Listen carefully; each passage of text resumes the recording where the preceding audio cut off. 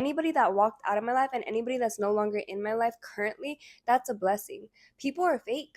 Females are fake. Some females want you to do good, but they don't want you doing better than them.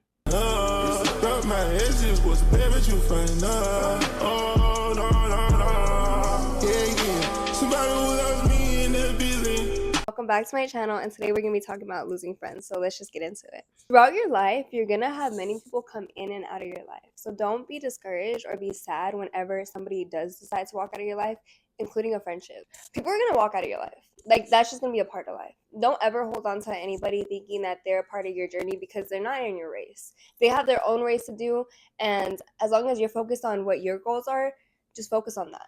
If somebody decides to walk out of your life, let them.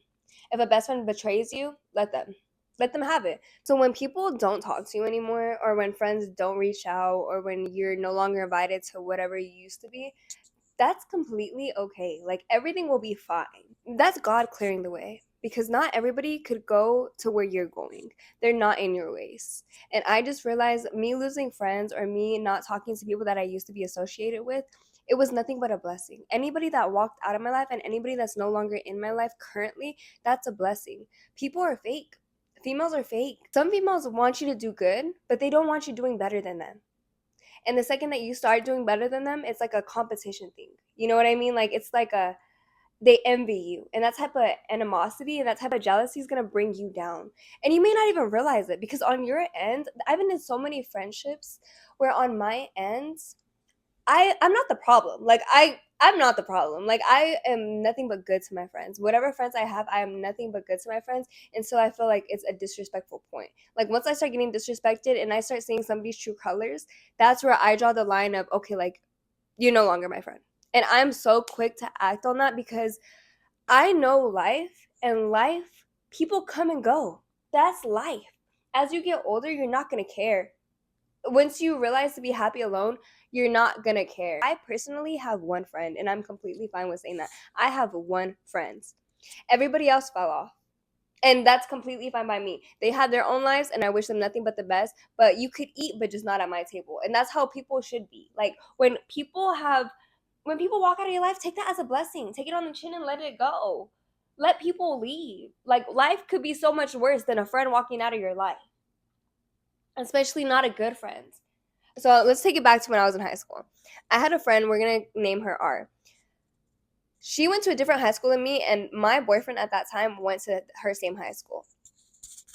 That was my boyfriend. She knew that that was my boyfriend. But little did I know that behind my back, that they had their own thing going on. When I found out, I confronted her, she lied, and obviously he didn't tell me the truth, okay? So we continued dating, right? Then I had my best friend in high school. We're going to call her L. L was my best friend. And basically, she hooked up with that same boyfriend. And after that, I never talked to her again. I never talked to either one of them again. When females are jealous over men, they're putting men on a pedestal, like over friendship themselves. Because why would you jeopardize our friendship over men? Men that come and go. Men that aren't even here today. Men that you could have. One thing that I'm still working on is grudges, because I will not talk to somebody for years. Even now, I'm debating on removing what friends I want on social media and keeping the ones that I don't want. Because if you're not in my circle, I have no reason to talk to you. I don't care about your life. I don't want to see your life. I don't want to even know what you're doing. Like, I wish you nothing but the best, but out of mind, out of sight. Like, you're no longer in my picture. I need to worry about the people that I have in my circle and base that off of that. I don't have enemies. Like, I have one friend, but other than her, I don't have friends, because I'm okay with being just her, God, and my daughter. That's it. And my circle is clean. My circle is clear. And this is the most peace that I've ever had, ever. The people that I no longer have around, I'm grateful that I don't have them around. There's not one friend that I wish I could sit back and be like, I wish she was still around. No, I don't wish anybody that's no longer here to be in my circle, because I'm so far enough to look back at the time in my life where I did have them and just see the bigger picture of, you know what, they weren't really who they were. The facade that they put on, some people could hold it for years. Like, some people could hold it on for months.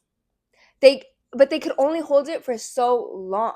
People outgrow people, and they might have outgrown you. You might have outgrown them, but either way, you guys are going in two different directions, and in the directions, you guys remaining friends is holding you guys down. If you need to walk out of somebody else's life, walk. Continue walking. If you did nothing wrong in this friendship, you have nothing to hold on to. If your conscience is clear, let it be clear. Don't sit here and try to go back and try to sit here and try to rewind of anything that could have happened, because it didn't happen. You're in the position that you're in now, and that's what it is. Stand on it. Like, whoever walked out of your life, make them stand on it. You don't want to be in my life? By all means, I'll see you in 5 years. Let's see where you're at, and let's see where I'm at. And we can actually see who was draining who. If you have a bad friend and she breaks off, let's just say that, okay? If you have a friend and she breaks off of whatever, of the friend group. Let's say you have a friend, she breaks off. Her, and she goes down a bad path. That's who she always was. The only thing that was sustaining her was friendships, was iron sharpens iron, the people that she had around, because you are who you hang out with. If you have a good friend group, you're going to be a good person. If you do not have a good friend group, you're going to go down a direction that you never thought you would be in. It's in the Bible, do not put your trust in man. Do not sit here and trust no females. Females are snakes. Females are liars, and they will do anything for you. They will do anything just to get some type of sympathy. That's how people are. People are sick in the head, and people are weird. Don't sit here and trust anybody other than yourself and God. And if you have one good friend, you are rich. That's it. If you have one good friend, that's all you need. You are rich. Don't try to hold on to anybody trying to walk out of your life, because you don't need them.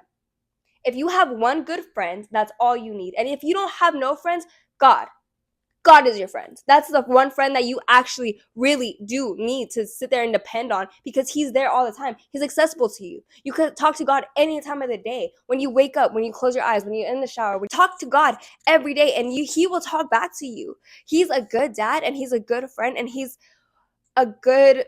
there. Female walked out of your life, or if you're losing friends and you're just sitting here wondering why you are so alone, God says he will sit you at the table with your enemies, and your food will be overflowed. Like, God tells you he will make a table for you with your enemies. He says that he's gonna put you on a pedestal, and at the end, like, give it 5 years, give it 10 years, when you see where you're at and you see where these people are at, you're gonna realize that all you needed was God and yourself and your purpose. That's all you need. God says that he will make a table for you in front of your enemies. He's gonna sit here and put you on a pedestal above the people that did you wrong. When you get that moment of time where you're like, thank you, God. Like, I never thought I would be here, and I really appreciate everything that you've done for me, because I never thought I could do this. In that moment in time when I saw that person walk away out of my life, I was hurt, and I was confused, and I wanted nothing but to be with them, or I wanted them to stay. And now when you're sitting at that table and you look around and they're no longer at your level, you're going to understand why, because it's kind of like extra weights. Anybody you have around you that's extra weight. Imagine you're climbing on a pyramid, okay?